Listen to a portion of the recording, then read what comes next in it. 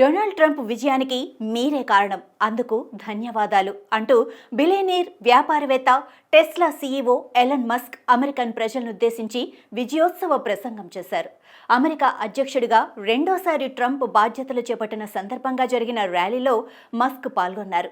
ఆ ప్రసంగ సమయంలోనే మస్క్ ఇచ్చిన ఒక సంకేతం ఇప్పుడు సర్వత్రా చర్చకు దారితీసింది. గుండెలపై కుడి చేతిని ఉంచి తర్వాత బలంగా ఆ చేతిని గాల్లోకి ఊపటం ద్వారా ప్రజలందరి ముందు తన సంతోషాన్ని వ్యక్తం చేశారు మస్క్. అయితే ఈ సంకేతం నాజీల సెల్యూట్లా ఉందంటూ కొందరు అభిప్రాయపడ్డారు. నాజీల నియంతృత్వ సంకేతాన్ని మస్క్ ప్రజల ముందు ప్రదర్శించడంపై భిన్నాభిప్రాయాలు వ్యక్తమవుతున్నాయి.